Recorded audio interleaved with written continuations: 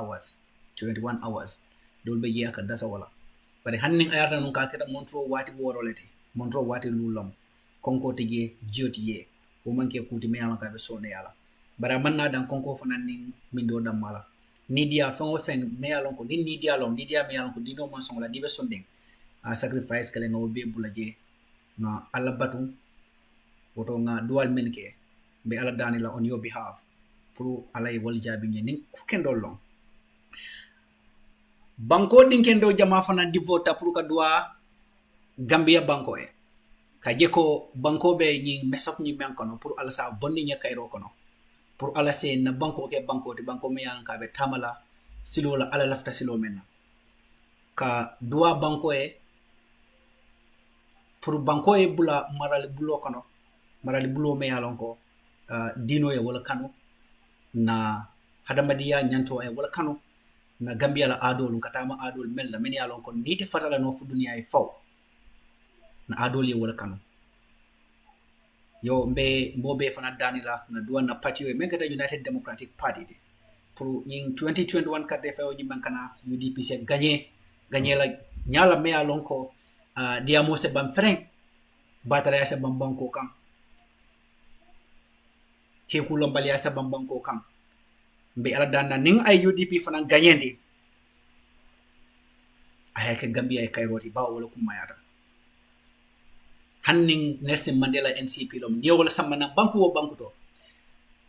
ni gagneta ning am banke productive value nyinti banko ni ye me alon ko political party o nyimbe banko nyimenka amad nafa soto so wala asabu nimbe duwa fana kala se duwa baake na alon ko nyato kende bal mambulo kon na nyato ko are people with integrity. They are people may alon ko their integrity meant everything for them, and that integrity has been consistent from the inception of UDP 1996 to date.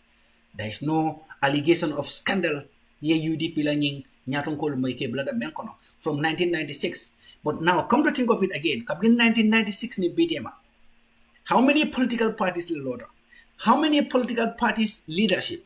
Many along don't allegation on corruption and other dubious activities. So this is why UDP masakunda anka alaten to bake. And nyene asabu na respect for these elders akalafa what. Nibe nyatonko tombo na dino e mafo. Ika nyatonko tombo mea lonko ay lanno soto. Moli lanno soto la kuoto. Nyene asabu kila sallallahu alaihi wasallam. Ni ya karafa nafulola.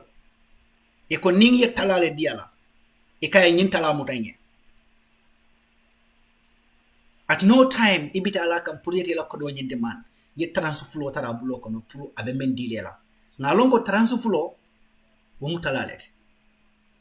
Bari iya diala nyame ye mendiala ika wale tarabulo kono. Waka mune itandintola aka mune value control krandi mun value sifa la na society kono na life kono. Wolonko hada madingo nyanna ka lanno sodo mo lakarala. Hada madingo inyanna ika barake baro me yalonko lanno be sodo la molla ila karala. Hanni ayatra nunko alay lela wala kum mayata hada madingo liye lela. Bari hada madingo la lela molu men yalon ko dino le be buloko ni katama menna molu men yalon ko ado le be buloko ni katama menna walu kete mari meso based on dino la measurement standard binyameng ikete mari meso based on that. So what the society kono ni bige pour molu fane yelela ibe jiko kala jiko me yalon ka ni dino tada wo fana mo afanson kumaya kan dolati akumaya tale. Well, then I do not agree with anyone. Many kafoko ni molatela woman kumaya ala elela wo kanyantale nko molu men yalon ko dinati yol lelmiti molu men yalon ko adati yol lelmiti ni will be mezola ike mezola based on Allah's standard, based on the standards men yalon ko they are prescribed in the hadith and the Quran and the Bibles. So what therefore ning ite womo jama kono yaje ko lannote la koto o deta mari mol nyana kela ko jibe ko ga ayte mari mol nyana kete kis baake ya lannote la koto ba wu ben dundula nakasha kono jam jalba ko yade memfo na misigo memple jam be jalba fana kondo na salola ndi jalle tomal be mu be wolon nyenti ko politiko anata ya yalla nyo ya yalla kamma oton be nyo ya yalla politiko kono le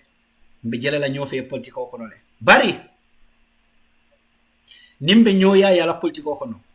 nse nyo ya kukan kume ya lonko aning na hadamadi yalla value ama wali way nyina fring te nyo ya yalla no fania etra fokan man tonya nyo ya ma asabatende ko ite tonya jala yenya kasi tonya la yenya kasi tonya la wale fania ye fania fasa nyo ya ma wo fonye nyo ya mu menti wolon nga jele nyofe nga nyo sai ya nse tonya fu nyoe hanning ayata nunko yes I agree that tonya fo nyala bala man ko le mo wolom kumo feng fo nyala bala so ite la kumo nyin construct nyame sometimes hanning ayata nunko it is an innocent statement but yes statement no nyin ya fundindi nyame tumando akanati nyaro le kije nyina sabu na man ninka kundado ninke babe diamu kan ite dinnu e besiri ke babe diamu kan e kay ko ha aka kenden di rolde bar ninke babe diamu kan yaje ko ala diamu beto rakane isa ke ba jibe no nyasi fa dola ani suno e funti balo bala ke ba salongo mbenye dendi wonyi mbato rakande bar ni yenyi jibe nya jibe ani yenyi kuma ko menke abe mu kuma kelimolati bar yoku mo funtindi nyame wala ka kumo deda yoku mo funtindi nyame wala ka kumo tinya mbedon na president Adama Barrow la diamo kono kabrin banjunu kebal tada kam ay kuma ko menfo wala ya sabu ngani mansalo kam man lafta moli la moy baake lafta gambia no li la moy baake bi mbeka ta men kala jam na ko yata may yefana si haklotu nye si hako bendi nye baake man muka diamo wuli wo kam ma pour ka keba nen sako ka keba doya muka woke bari banku doku won ninga nata mbe dia mol kala be kumol folale kumol men yalon ko wolle yemo nafa kumol men yalon ko wolle banko nafa be jikol preach la jikol men yalon ko those are the core values that we want to be inculcated in the Gambian society. The future generation should be able to understand the values that we have as a people. In Yanaka understanding Gambia, we have values. And what value will Laliental define as Gambians? President Barola Banjunu Kebalu Tarakan. Bari mbedi amula men fam folo wolom Banjunu Kebal damay nyo kumbeng itate President Adam Barrow meet ala State House. Modo setara banta kungo bala hakilo bala. Bose funti idea mo ako yamra nying ate alon ne aka menfo. Banjunu kollata President Barrow kan Banjunu Kebalu mi alon ko ye misil mo bele represent wallata President Barrow kan mum problème la bola. Mbafle kon sonte la kuma kan la baake andung nite nyo sabala nte mu hadama dinguti nyama ita fana mu hadama dinguti wal nyama aman jawya ninta ngaje sila do nyama iti aje sila do nyama ube man jawya wala nyinti kon na hadama diya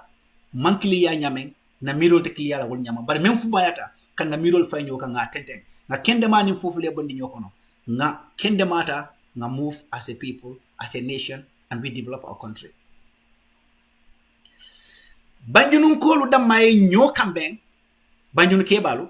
kadeka President Adam Barrow meet nyimbe keka ne kabini ya jamela time Banjul Muslim elders met the president bare menyin ngaro kala menna wolo nyinti nyimmo kulati ba meyalo ko jika kendo lomba Gambia misil medin gelebe Gambia misil mesadi gelebe Gambia ni ayata nunko President wol lafta ka misil menyaton ko lel mit really alafta ka misil menyaton ko lel mit nyin nyanna kala kulete me yalon ko nyanna ka nyin kacale almamol be nyanna ka nyin kalam tal ning almamol binala almamol beta cause yalon ne men ka ke nyin sifa ko to nyin ke ba dante wol men ka tay ka president bit e jama be ko no e dalta tani nalale fulla bango ya ke fenyin dansiloti e dalta tani nalage fulla bango ya kenye fenyin din ka fengo nyene ya ke wala siloti they go there to beg the president and no one dares to tell him the truth But what we understand about the scholars and then the religious leaders of our country, within our societies, they are bold enough, no matter the status of the person involved, they are bold enough to tell you the hard fact. The hardest way, ikatonya foye, nyine mudina kebala nyaton koti, nyine mudina kebala long county, jamano kono, society kono. But nin dinatiol ni masaka beng, dinatiol ni nyaton kol kabeng, anu dinatiol yalon ko nyaton kol leba mararin tolla, nyaton ko e kuo kuke, aye ala kore wolel affect. Woto nin dinatiol ni masa benta, wale nin president benta, you should be bold enough to tell the president the truth. I'm not saying ko yeman samuta yane. I'm not going to condone that. I'm not going to support that. Because ngalon ko woman ke jikati me alonko, it is within the ethics of our country, the values that we know as people, the values that define us as Gambians, the values that define us as the smiling people, the smiling coast of Africa. Woman tra now adol kono. But nimman samman abe kuke kan me alonka manyang. Dina nyaton call your opportunity so at that time puri ni mansaisi membe ke kan banko kan anisilo manta nyine mu wato ti me yalon ko your opportunity so puru ya fu mansai banko kan de ila si wato ni sayente ma yenyin kukar katale bari nyin kukar be ke kan me yalon ko amu banko mole sula da balet mune asabu wobe ke kan ala nyininka is your president nyininka roman kenendi roti nko kamansa nyininka kamansa sendi to put him account on his actions or the happenings in the country. War is not a taboo, and women are more excommunicated from the Gambia. And for the fact of the matter is itemu religious leaderity ye tawota ye kalota alala bukola fu bible olombang fu quran olombang ye tawota wala Gambia dimul to yala ko beto nyafola ibe dina dun kewlu nyaton kayale la jamon kono wala la church kono woteti nyana ka to nyafola wati nimman sa ye kumandi man sa yalo kumandi al to nyafo man sa ye ni yang hakilo blandi ke barin kilinela kunun kabringa Banjul elders met the president. Keba fundi de je keba me yalonko ning ayata nun kon defala woti bi bedwala e bake wo kebaru mo fam wo kebaru ngoti adwa e bake annun Gambia dum fon be wo duwa wo kebaru we puru akana dun no wo sentani ka foko no men yalon ke bekal la kata masakan yela moy mansala bari banko mo la sulo mu menti aning dino e men nyang itol bulo kono pour ka to nyafo mansay ye banka faye because be sularen fon le bulo kono ni ka fonten ñine batandi Africa ñine fon en batandi Gambia ali la moy be video play la jam me yalon ko ñim video ñin tata wato me yalon ko banjono ke bal ni president benta mu jamal le diamu taje bar ke barin clean diamu taje ngala video kontu ay kuma kamo men fo president fo nyati wala dino ye men fo ay yamaro men di president wala dino ye yamaro nyin aya dandi nyamen nyaton kolye pour men fo la nyong nyaton kadoliye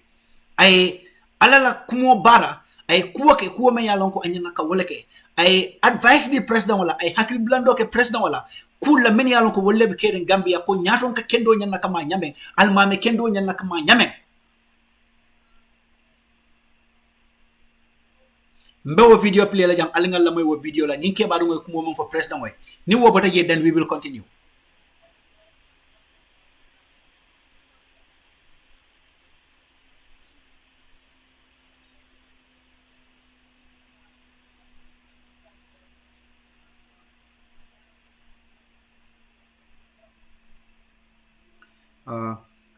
ñu ngi ko dompal iba be jurmi kanjang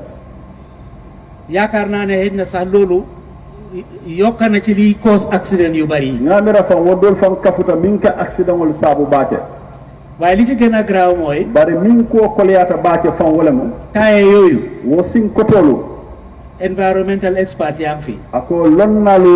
wo fanno la bi janne disposal bi su màggetee ako na kotota ya fayda min wala ya jurmi dami moo gën a graaw wala jawyata fan parce que amuñ luñ ko lifine so dañ ko dee lakka man fero so do mba kala nyami e ka wosimol janile te fium si moo génnee ado aka sisiyo min bondi ñun ñuy ko nokki ntol ka henda wala faño kono baaxut ci suñ doom amam beti anna jata kende ato loolu daal ñu ngi ko jooytu ci nguur gi wodembe wokku wosiwdi la masakundala parce que suñ ko attaquut léegi nii kaatu nimma wuliya kamma sayi dinañu indi li problème de samaɓe probléme o naati lañele lii nag foog naa li ministre yu bare ci war a involve ñin du ngamira ministre jamal le ñanta loola ñin kuuto du ministre of environment rek de amanke environment ministre dammati wala Lord Mayor Banjul wala KMC wala KMC mayor wala Banjul mayor lii dafa foog naa ne policy implications yu bari la am ngamira sartola tamandir ku jamal le ba kunnatola min ñanta kela ndax war nañoo continuer di allow kaatu fo ñantale ka tente ñin ko do lay continuer bang tubaab yi di ñu dompal seen moto yi nga xam ne ñoom soxlatuñ ko tubaab la moto kotol minu man suule la e janke sundu kunde kane be jurme ye jang wala seen fridge yu màgget yi wala ila fridge kotol min yalo wala seen freezer yu màgget yi wala ila freezer kotol min yanko ila luwa ya tonjele ya natin tole jang parce que réew tubaab bi dañu am environmental standards léegi kaatu tubaab du bankolu al hawani fonyo kenya min yalo ko wala min fridge ma fewdo wala min ka fonyo bonde ya luwa le sotaye bagage boo xam ne mitatul standards yooyu dañ leen joxoon délai dañ leen ne at benn nangam lii bagage wala joro mi yalon ko amman wo sartol timmande ye lumal ni watole dila non ko ni wato sita ku amul moto boo xam ne am na standard bii wala fridge boo xam ne amal standard bii fo moto le be bul wala fridge o adum anin ñing sartol manta ñola doo ko fi dawalati wala doo ko fi yuusati ite muna fanna benn nangam lii léegi bagage wala joro mi ñaati li jannele ka ki ñejam te loolu nag foog naa ne adu ngamira wodum nguur gee ñu si mën a dimbali man sakunda lese maa koy no woto so boobu daal Mr President ñu ngi leen ko Your Excellency Mr President be okumu diile la te li ma wax sax yéen a ngi séntu ay gan yu yiw yu war a ñëw ci dëkk bi adum be min fo kan bankoɓe ñaatilin kan lun tam forlim balla minu ñantanala ñu ngay defar yoon bi jógee airport ñëw ci boori hotel areas yi ibe silo dokula ka bo airport kata hotel ma fon la wax dëgg soo rombee foofu fi mu nekk da nga wax dëgg ne yàlla loolu du rafetal deri dëkk bi de toña bi ne o silo alhaaloji toña a felero mandiyate banko to diyal say net naataango ñëw ci dëkk bi ila luntan kummali na banko kan nga jëli leen airport itate kamma airport o to di leen indi ci biir dëkk bi ke naati fon la saate o kono ñuy gis ay moto yu màgget ñu ko abandon ci mbedda yi kotolu tarasirin fatarin silo kan boobu daal Mr President Your Excellency wo jee bunda daal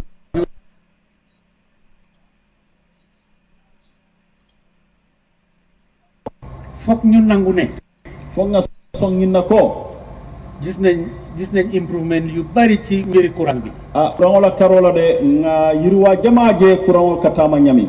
wax dëgg ne yàlla to ñaabe dami min be to ñaafala bu ma catu nag nawe parce que ñak man la fi kan daxtuli nawe la daakaane muta nawe waaye li daan xew ngay toog 12 hours 15 hours 18 hours doo am courant bare min ga kenu montoro waati tannin fula waati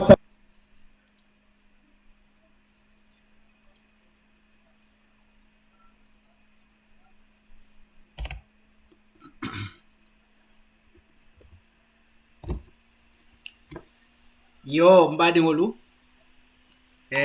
ngal konton ko take mutanande sain ntol bele nga ñing keɓa moy ñola ali mbalal de fende ɓen fe ñola jang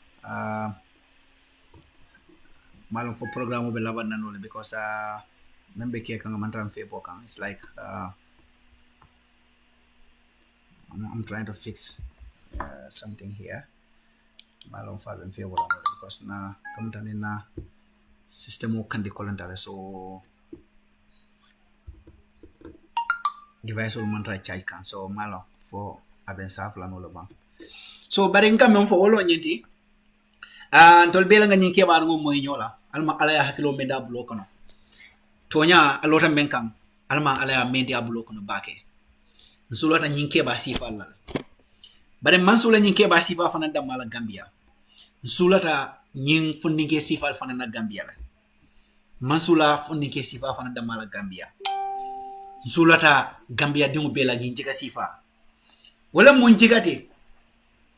jiko me yalon ko ninto nya nata aku kana sabu mola status kana sabu iman tonya fo amarie tonya mkulet me alonko anyana ka fule watu wati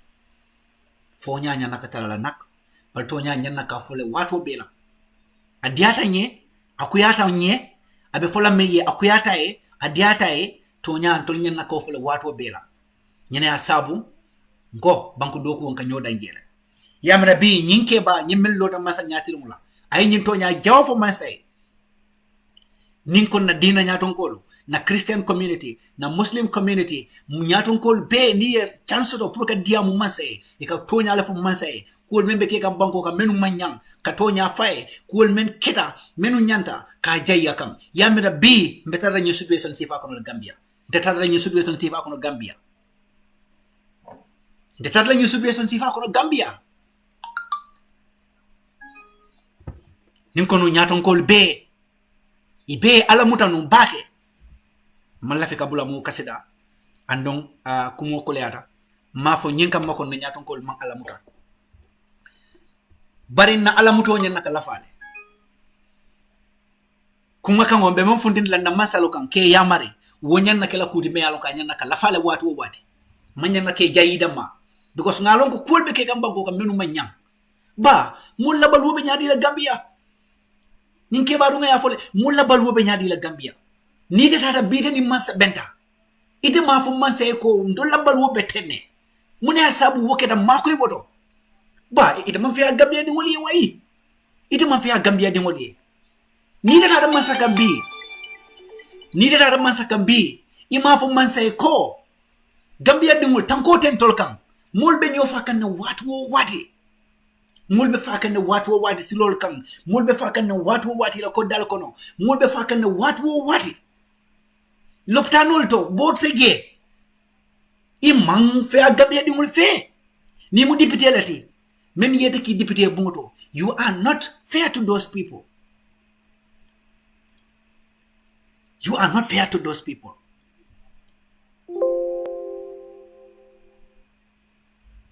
so meya sabu nyinke barumo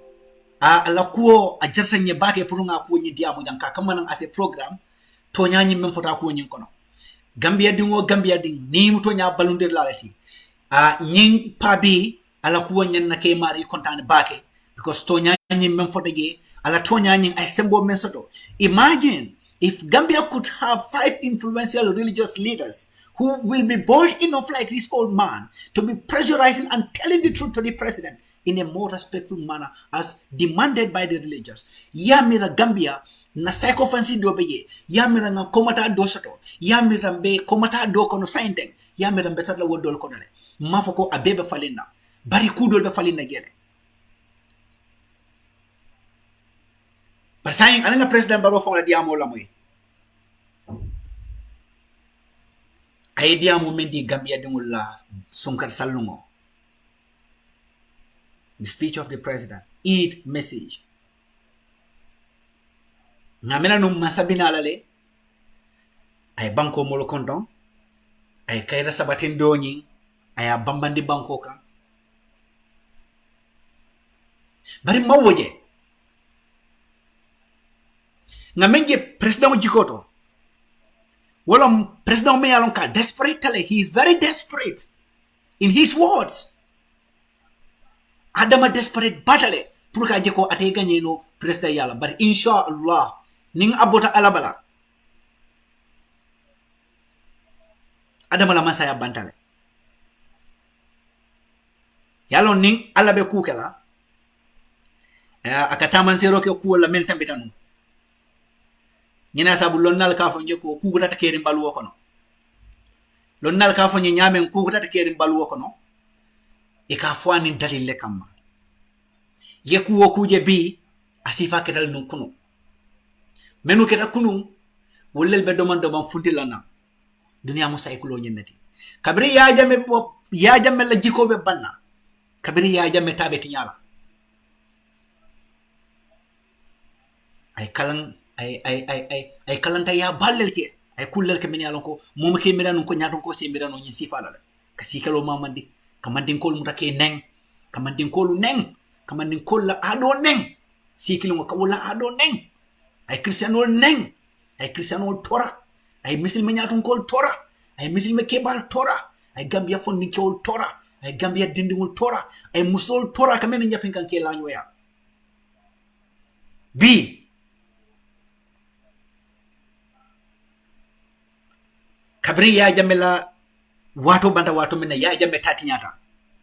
Gambia has decided, revolution started, emerged, and it went viral. Now, no one was scared anymore to confront that monster, that very monster. Meya Longo, he used to dictate people when to go to bed and when to wake up. Jammeh Musa Babil Mansa at the time. Jongulal Babulu.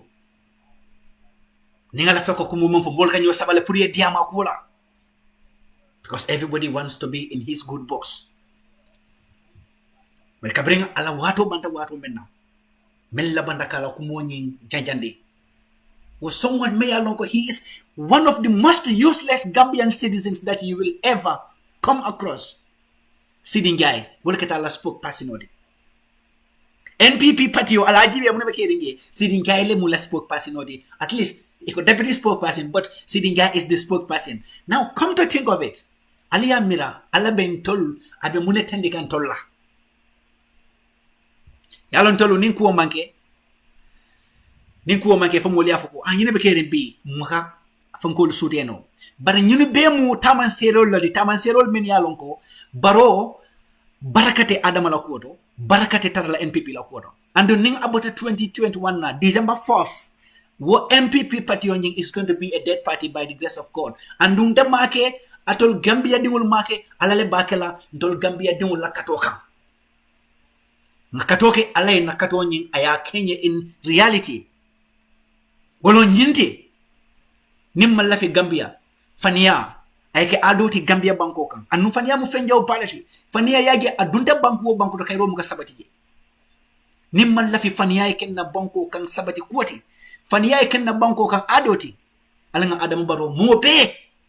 nakafinyo kan ngate bondike. Whoever comes after Adama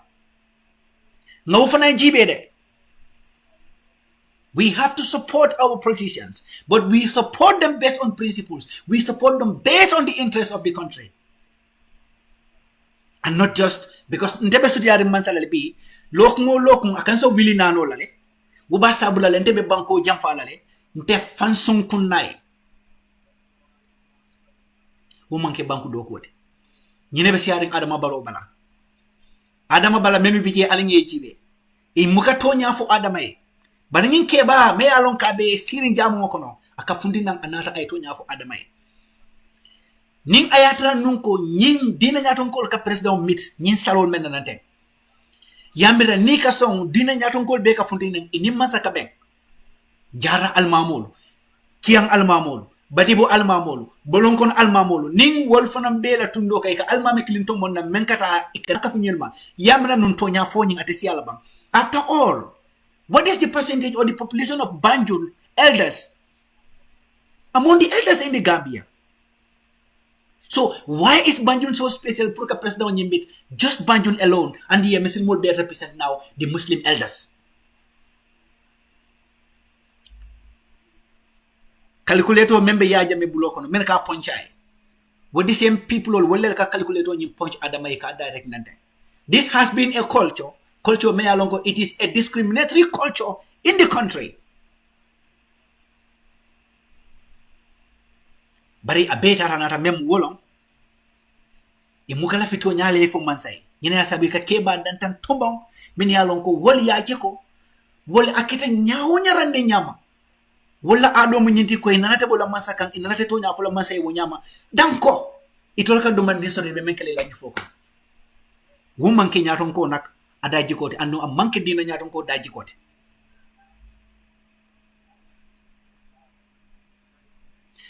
Mbe laino liella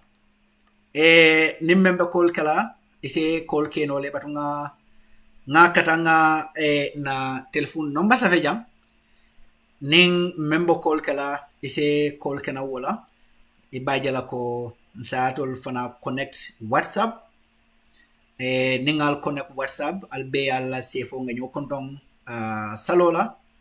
ka duanyo e pour alay na 3016249. Okay, so mbe WhatsApp no banyi mba type la funko to mba pin na page oto ni membo call kala isata auto 3016249 3016249 on WhatsApp. You can call now. Ni mel lafta ka call ke ka nyo konton salola ilafta ka contribute program on fananto 3016249 badunga type kada bake 3016249 se call ke no wala from WhatsApp nga nyo konton salola 3016249 badunga type J220 301 yes. So afilanga number nyi type J WhatsApp number nyi ni mel lafta ka call ke sa call ke no nane you have your say on the program nga nyo konton salola bari nyeng be men folantol Gambia dimul be ke o mo be wolo nyi di saying sungaro fela banda saying be ku men be yala banko kan abe siala baki kati sunyal men be ke kan nan teng abe be datila la asembo soro saying wuliya nim fania men yalon ke be fokan bawo campaign ko ne se fania fono la diate nyaaw nyala ni nyama saying wo fania be fundla na bakele bari mbe Gambia dimul mbe ala tentu la bake Gambia dimul la kanala na bawo Gambia politiko kono moli e fangol suude politiko kono le moli halonde munam politiko ti saying moli la banko dia ya horomale ya bunya banko dia mun nyantale be banko dimul ni banko la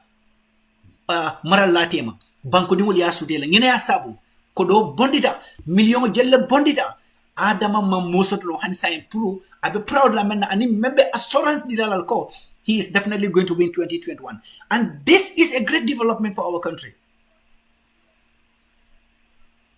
Aliamo le 5 years for the president ila modolu inata na UDP ka be welcome la bake ya decision o men make pour ka bonang adama la jamfa ko fokono against the will of the Gambian people bari ngamo ile ko do men dita wala 6 million Gambian dollars. Yeah, 6 million Gambian dollars is the team 5 years for the president. Pour ye ñom mobilize. Ibe mol tala ñadile. Kamutol bondi na banko karo do la pour mol binala ñadile. And in the other logistics, pour ka je ko ye counter group on lo pro baro group menu be 3 years jotna la protest group on ibe counter protest kala against the will of the Gambian people. One more kono wala executives wala bota adama la kafukurun kono inata na alabatu kafo kono menkata UDP. But 6 million dita wati jumala. Nye wato yatara batabe kerin bake Gambia bankoka. Because ayatara coronavirus wolbe kerin Gambia. Mulbe bataring. 6 million Gambian dollars. Mafo 6 million be Gambia be Daniel lano. But 6 million ye sate jelle Daniel no Gambia at least kali kirimo nyin kono. Bawo sate o kono family jamabe je ikamandi bodo klinedo mo karo. 6 million Gambian dollars. Woman kia west karakili mo be Daniel ba misal fe. And what 6 million kodita team 5 years damal. Wala wo arrange benoni la wo logistic be kono. Gambia ko do menti nyata wo that protest nyin kono. Wallahi gina to mafo ngalong bari ngalong ko 100 million Gambian dollars amanda sa wala. Because the mob, that mob men duntanang 3 years jotna kono to infiltrate violence and to create violence 3 years jotna la grupo nyin kono will pay jota million lella adama manke nyato nga kendeti yalo nyine asabu nyanna kala moy baake ning adama be diamu kan aka kumo mem nye aning aka bara menna ale nga nyuta nga nyulu nga nyukumolu nye mezo baake baroka kumo mem fonye aning adama ka tama menna nyulu jam fata nyola baake so nyina sabu Gambia alinga kada baake katol be kedi bari alinga fa inshallah ning abota alabala Adama Barrow nala nyin kafu jawo me alon ke lafta ka Gambia le betray. Go to be punish them. Ala be punish la bake. Ala be punish la munela wolo nyinti ko malu jaw jaw. Malu jaw ala be punish la wala. I do not think ngaku jaw ke alala memba sabul ala be Gambia bulala nyin masi be sifa kono. Pour Adam Barrow continue no. Anno Adama fon yalo ne kala wato bandana. Wallahi billahi Adama yalo ne ko mon kala wato bandale. So membiye kuma ngo ay memfo atay fale wallanto akana malu. But kuma ngo ngamen safi the block the other day. Let us ready to go for war at the pool. Ngata kelola karte fay dulato. Wolo nyinti ko karte o mo beyate Adama bari karte ola nganna karte o di jodi pila. Nga Adama bari karte ola Gambia. Abe sikelo wulin la Gambia. Abe civil war wulin la Gambia bankoka. Ali amo la memfo. A jarta la ateniyo tige wala fisa yata ateman gagné so hanni ayata nuko mol man kato fay ay ye kato fay doye atebe kelo la kala so assalamu alaikum wa alaikum salam ya badi la faka dum programme ko no to di man Abubakar Cissé okay so ke badu ngi ko nak buba Omar. Ibe nyaadi. Okay, molbe moy kan design. Sini baraka dadi. Fele alhamdulillah rabbil alamin. Ko tata. Tanade walbe kullin kodi. Yes, ngo be jambe kullin, ba kullin. Is ebe program ko no say. Yeah, mela life ni jure ka, you know. That's right. Yeah, interest about you know. Baraka bro. Baraka. Yeah, abikala ni page on ka follow sometimes I want you always you know but say you know ka bedame you know ka more benefit interesting you know yes that's right buba to yeah yeah the more you know but say they love the one thing for you know because remember then dola chiana kola okay because President Barrow you know I corona nati Kian, you know, Yalon, Molkava, President Barrow, Asita, you know, within 5 years, you know, I crowned the Kian call, you know, one of the Kian so Barrow, okay. Muruko, Fontabe, no follow Moli, you know, Ndola Habole Mukuru, no, sir, because Ndol Birin Dolma, Ndol Fanul, welcome to the tax lejo. That's right. So, Mundola Nyanto, you know, Nanyanto, you know, Nayake, Nanyanto, I Woleke. So kafo bay kuran le di mo la wala wat na mo le carte di ala kana fa mo ne wala you know baraka bake sek boba baraka bake you know I'm so happy thank you so much man antara sire Gambia nyawanya you know but carte fa mo kana don de ko do di la na mo le no yela fengol de da yete yela ID card ol de da you know yete carte fa president Barrow nga ko no sira to you know mashallah yes baraka ala tay mo bandale no be gilale Abubakar abe gilale inshallah president Barrow be gilale abe gilale yes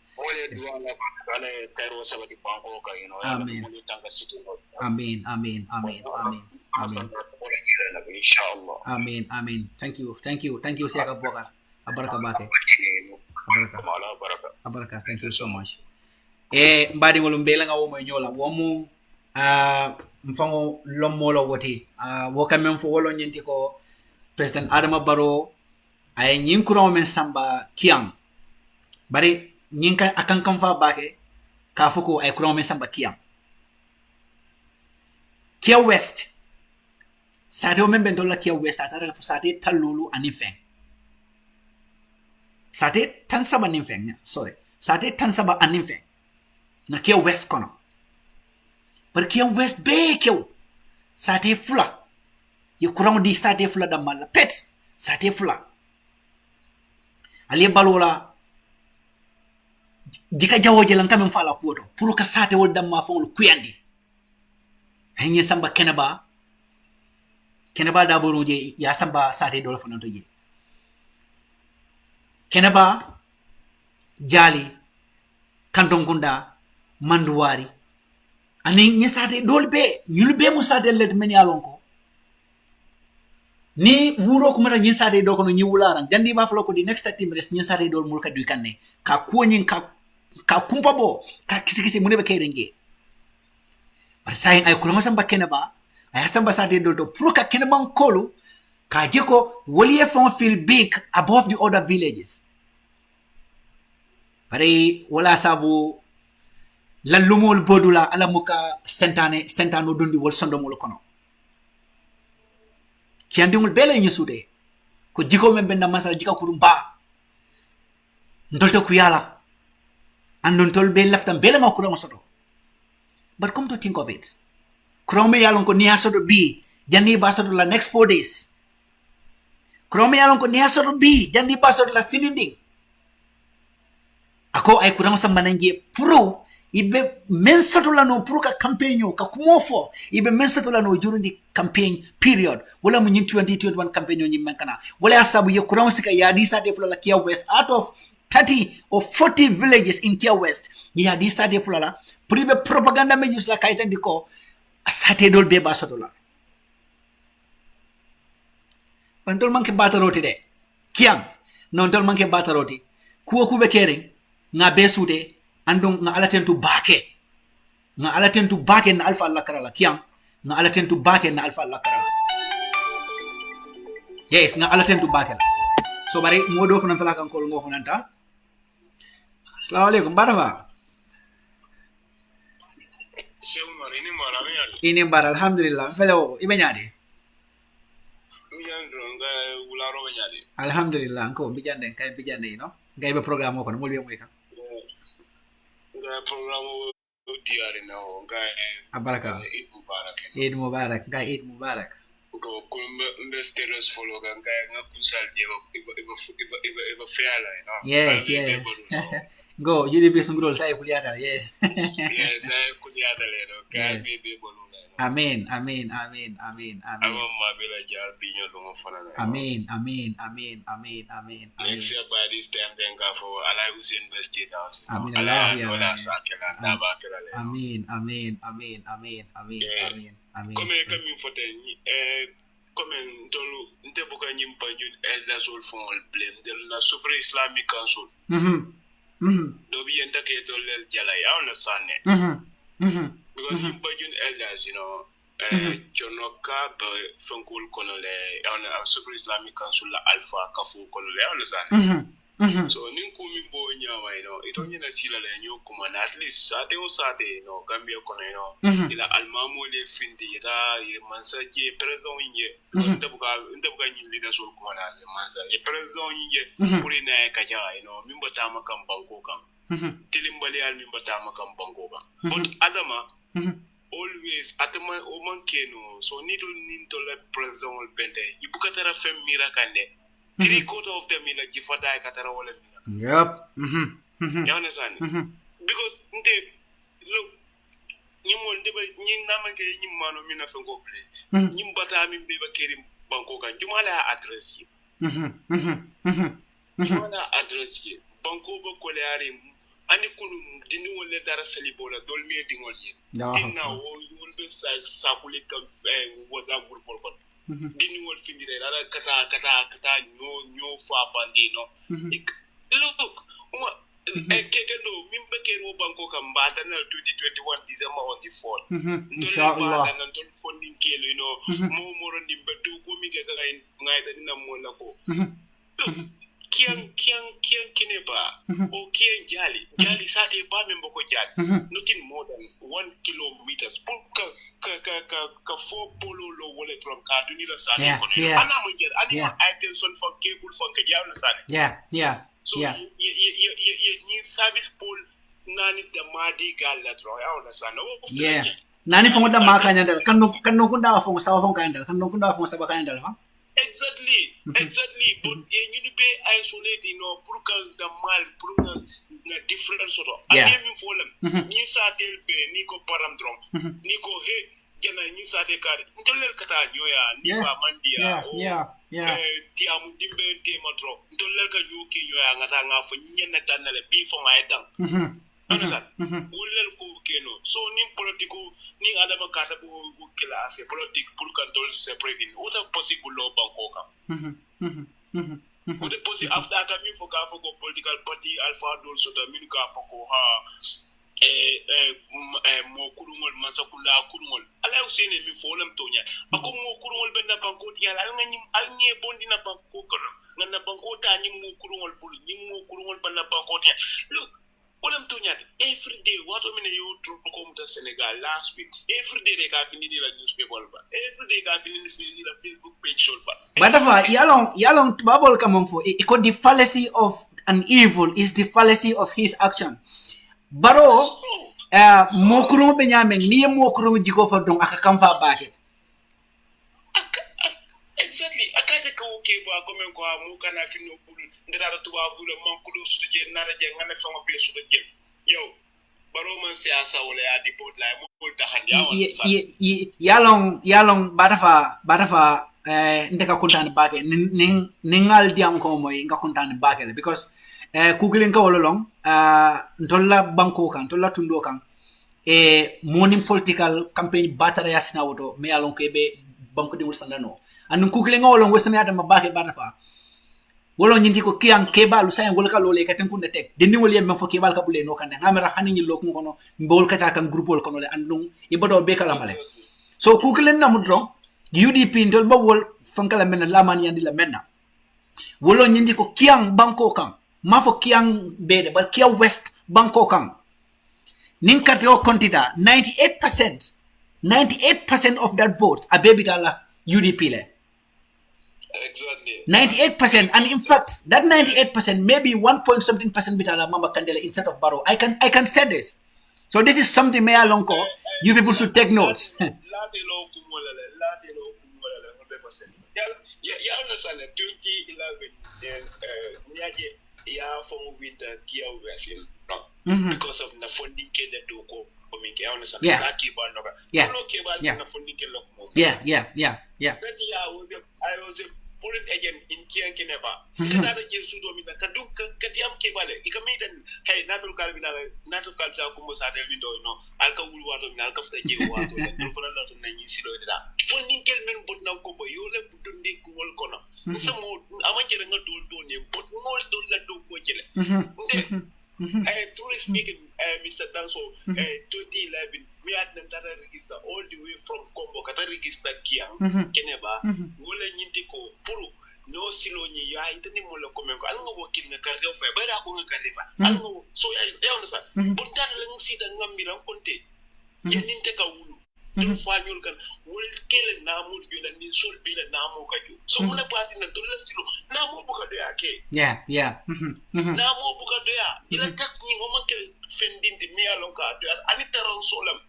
e kala tax mo yen ka anyene na fala minne nyen no dide la ni kuronte o fo mo le maybe yalla mo le since last year then mo le ajuta wala ko adama ma nyi kurona fi nakalamta wala nyi kurona fi kana nyi la nakalamta alin kana ke politiko ko nyi kuron nyen na lan to yalla lon time go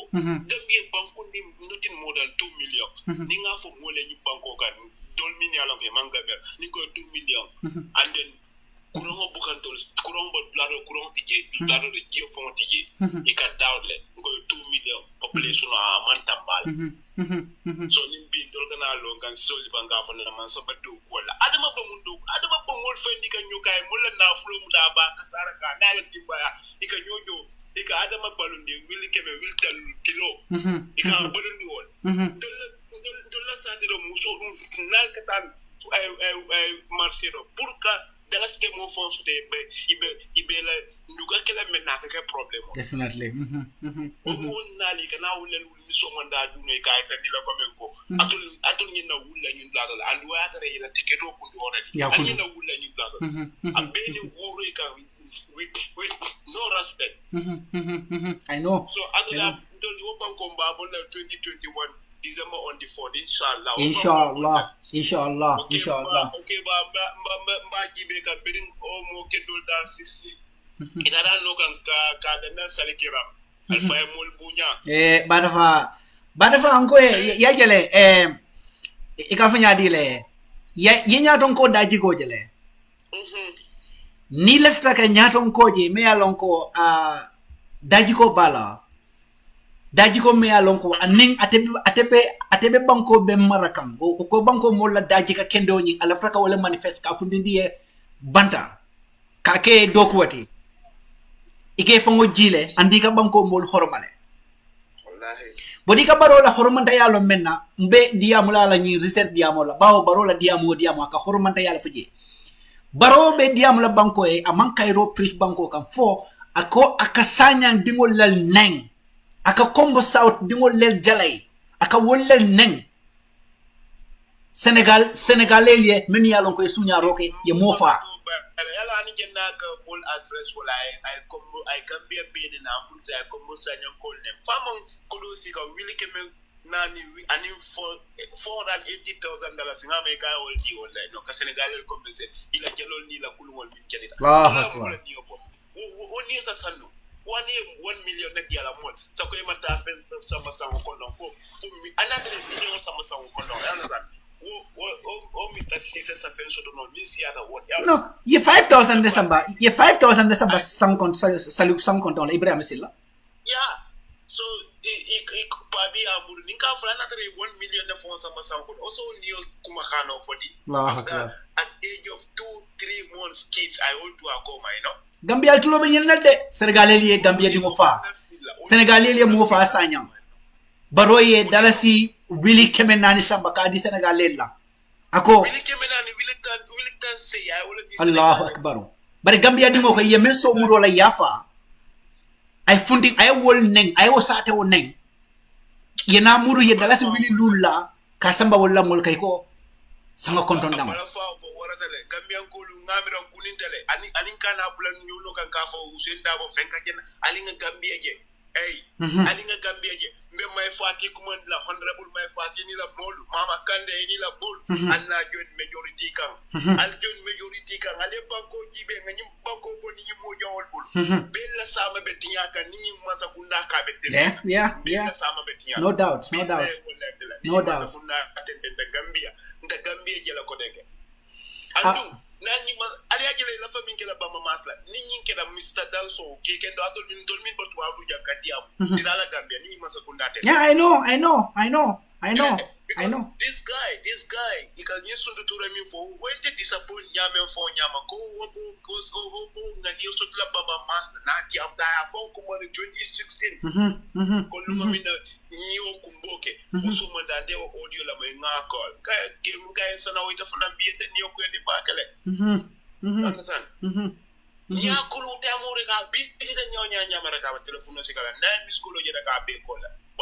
bara saima sada so ka moja kulu ma na bi ma wal fata dal suntu ye wala fo audio be mo le programme be folo la ini state house ko e ka be jibele fa no kanya marketing puluji o damo ni tolbal diam ka fatu radio to na mul min ba America one of my uncle called me akonye fe mala fikata Gambia ida ni interior minister ko da nyaba len dingola sonko ida ka diam tendi ko one of our brother kine bale you know abe tuwa bluje ne lumi na kaya mo konte move dale no Gambia bla kaya ala de na ko bi ko nyindo ke any day sa arrest yeah I know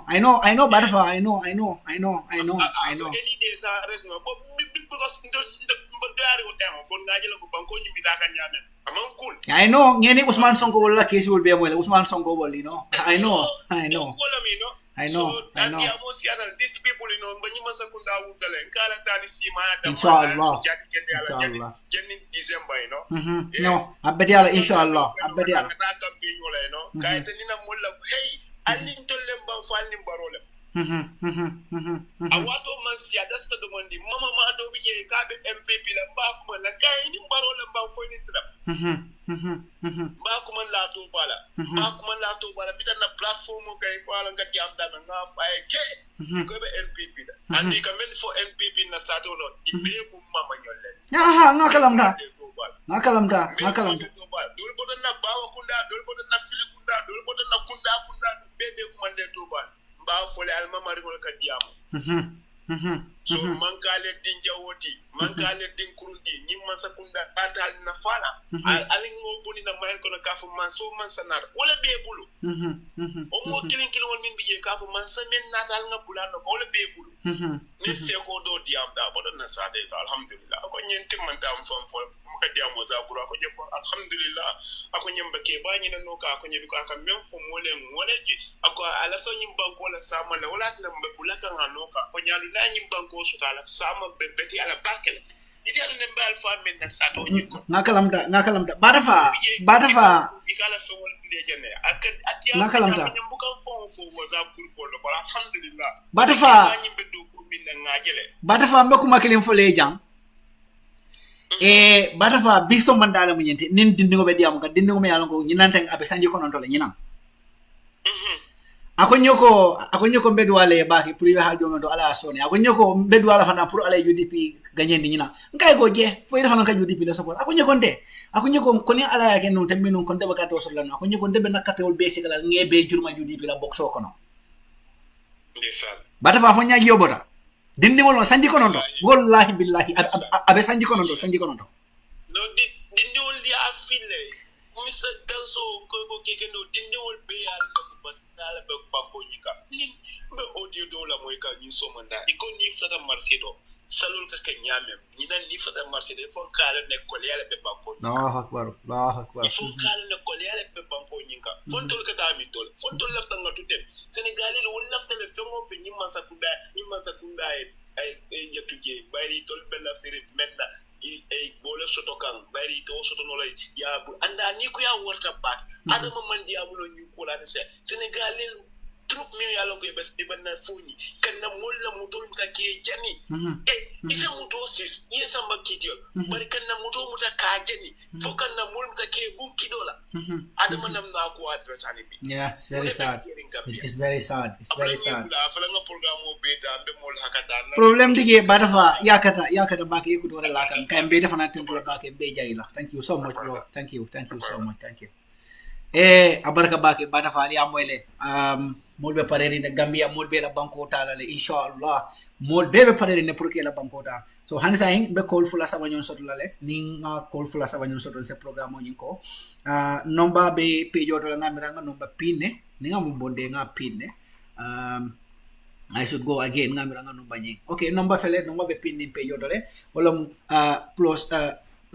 3016249 Gambia number 3016249 plus 220-301-6249 se kol keno wala le yedum programme ko no ye ila fota fo je nga nyokon don salola ka fali ko Ramadan Mubarak ngara kasal kontrol do la ke aninka president wala banjul kebal ka kadano kan state house ko no ko ni kiskisi ka ko ni diamu mo ko ni ne diamu menu nyana kala je nga wondel fo je ya woto kambala mo fele kol mantra dum kanna ko be programme ko la jannete sainteng dafa nang hajo do lelum lo hono nyana kata damento barka mo be konton kal tentu kal jay alla dungo programme ko non aning alla contribution o min be kolke be al be konton na man farin jadama be konton na broda sambu dabo jak lamen fay nge konton bake yatuba barka bake Fode Jawla senior man thank you so much senior Evelyn Cardon abarka bake sana sise jalan kinte ngal kontom bake okay afele mbe nabadi bunka soto kanja John yo samaro ini mbara ibe nyaade ngo no manji yo lafta ka do manim fay ko moy kan bismillah yo mbe konto la bake ni ala timo molbe thank you baraka kabo alla ya ton ko ka dinan duma ngal be konto mbafla be armale be susi jambani jade kenene la bam ko nyimala amin allah ya amin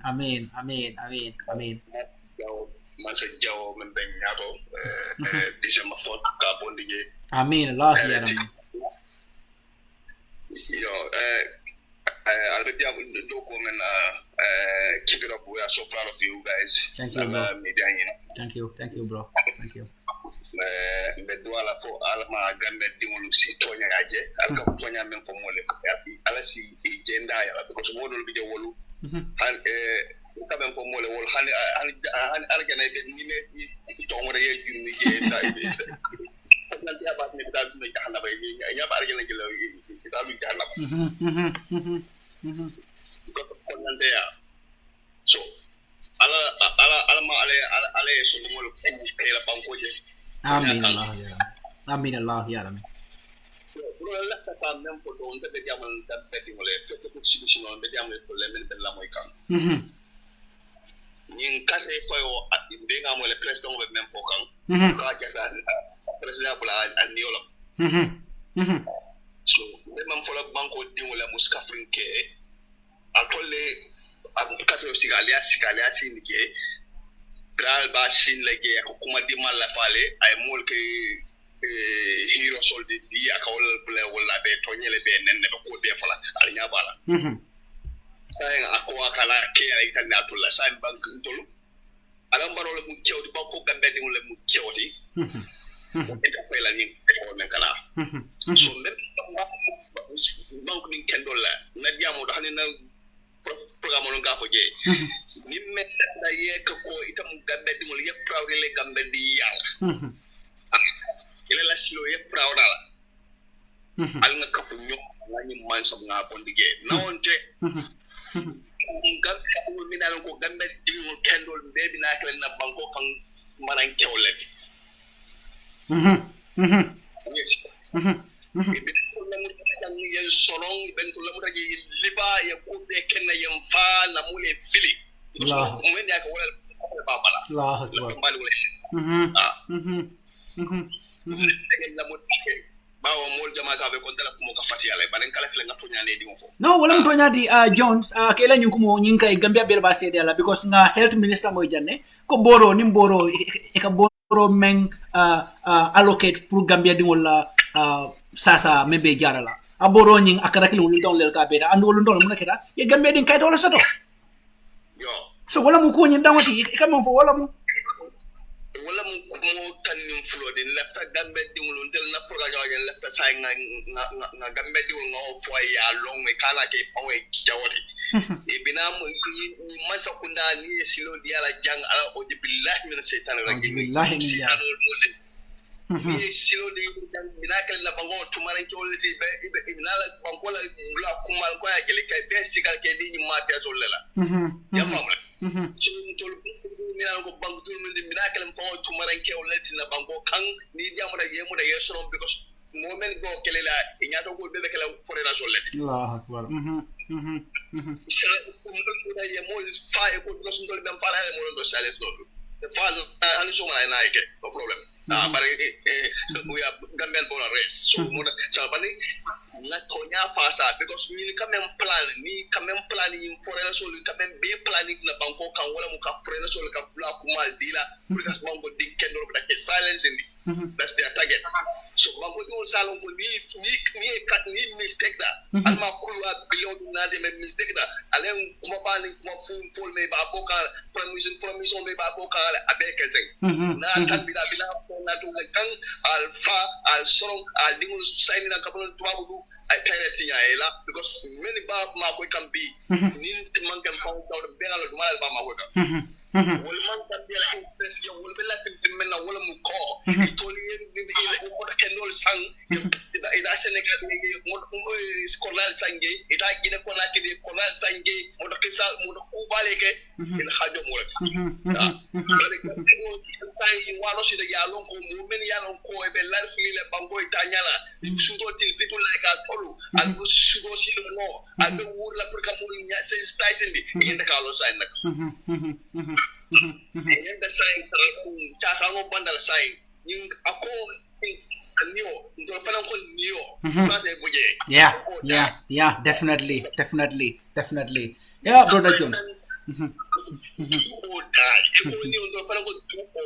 do or die definitely yeah sinike yalon ko new like go to their dead body that kala masadi but be wala kala kan hadaye ko kul beke mango kanja alti so alai gambe di ko gap ya alambaro kabe sinon do fana sa ngabo sinon san balo kere so bro la baraka very much. Oh, thank you so much, John. Thank you so much, man. Thank you so much. I'm so happy. Thank you so much. Badi ngola atul bele brother John moy wala aliya moy lay kumo mum fo kumul sahayata definitely. Yeah, kumul sahayata bake and then very good words I melu fo jam. Adama Barrow mbe al haklo bulandila dumanding Adama ko ate alana pruka sangi sabal ke mansa yato sangi sabo banta ay Gambia dingol kelendi ay Gambia fonni ki wol sorong because mu nekata wol kay ji sangi sabo nyim banta bi abeten ten kon ko teke ko fania fonye ko teke saya jar sayne pro ate tenten no kake mansa te ko teke al bala ko lon na tenne ko mummo yalo ko ilata alala dino be bloko no ala long ala sude sign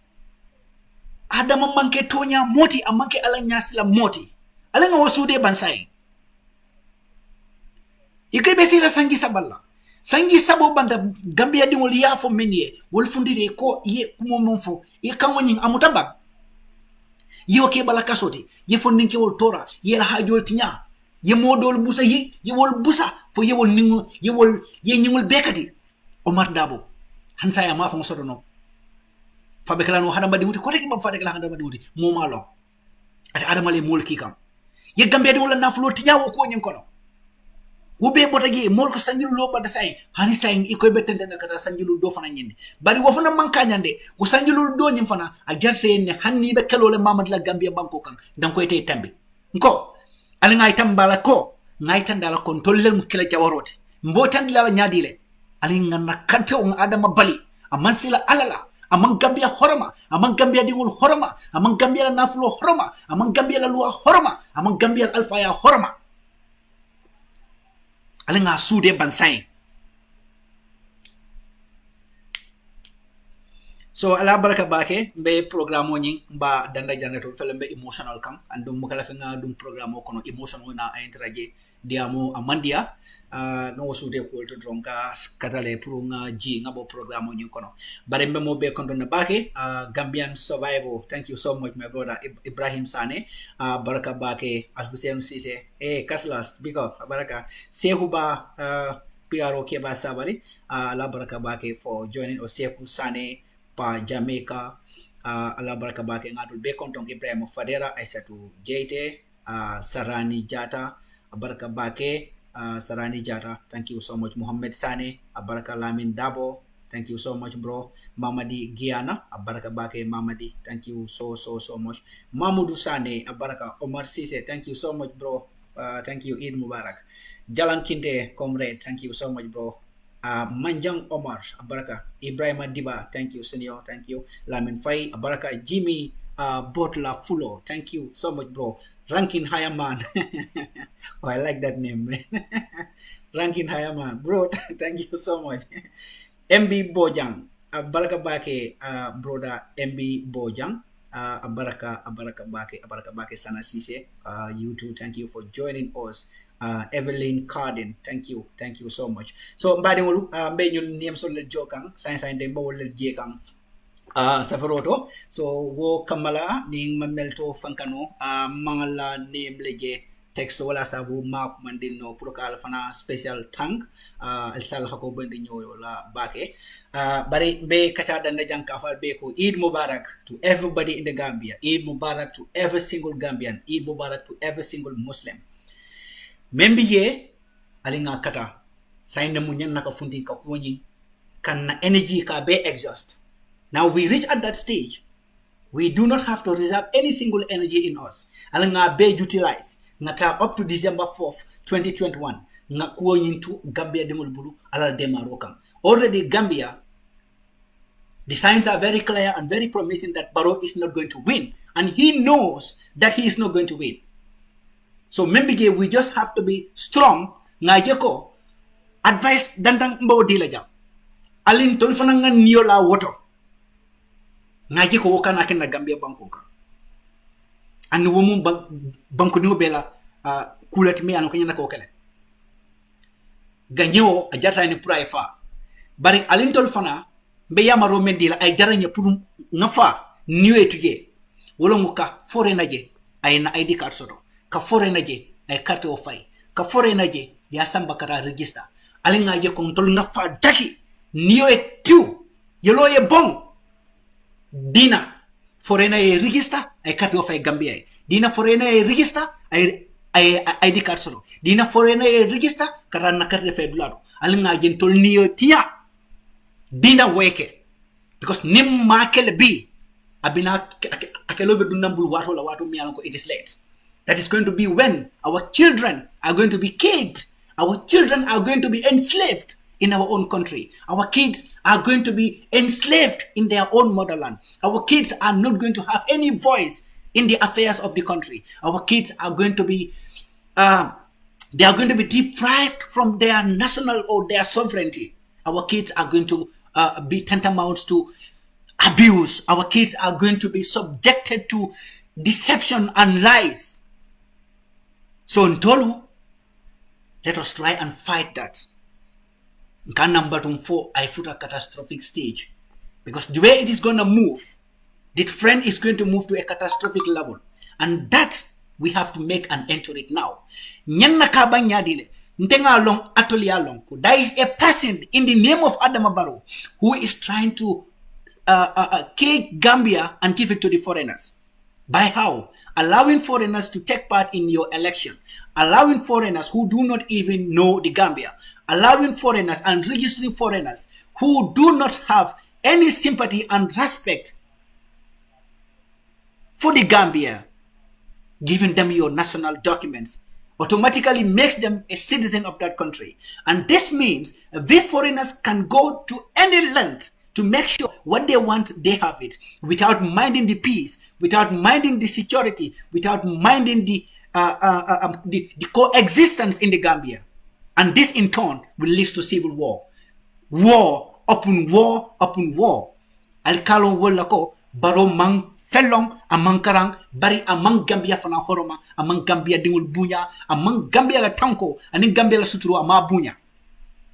So ntolu Gambia dingolo kajiko moliena ke register menu manke Gambia dingoti moliena kan katre ke sosoto menu manke Gambia dingoti alimbe ngalo ngake on na own vigilante group solti alinga ke na own security. Let us be our own vigilantes and resist to that. Let us die to fight against that. Woman nakela andung alintol fananka na songola baro ay jata ene puru ay fa kajiko Gambia ate gagné ay ke katre ay ke president ko take bari alintol fananga fa in our rights to defend our sovereignty by disallowing the foreigners to have access to our national ID cards, voters cards, or even to vote. Nyine kala na advice la bangoti ngalon ko Gambia dum be parere nyinale, but just to make it stronger and just to renew this commitment to everybody. This has to be a commitment and dung amanya nakala just by words. Ngajel already banko dingul be molu mutakande ke sama policemen ya lonko they were believed ko ye national kaitol soto not in the right way, and that is commendable. So bare mbe mo be tentula mbe albe jayila ne mbulata mo fran kasida al sal hako bendi bake barkal kontong UDP TV ni media toyala na keba fo de jawla toyala ka fo albe ko Eid Mubarak. Ni wofu nambadege, I think I will not do justice nimbota jamanyim for na diaspora kiama no menke dam boji seri kanti mboji seri kan Rahim Malik Lo kema bi wala birthday be kering UDP kolo na diaspora be yamo UDP diaspora sembo memballa waro memballa nyokano memballa damal tema meye wo nyokano ni woko existence ni woko hisino ni ka build ka strengthen mbochi wala bala birthday keka. So join us to wish our chairman a happy birthday and many more to come in return. So Allah baraka bake ngobe konta.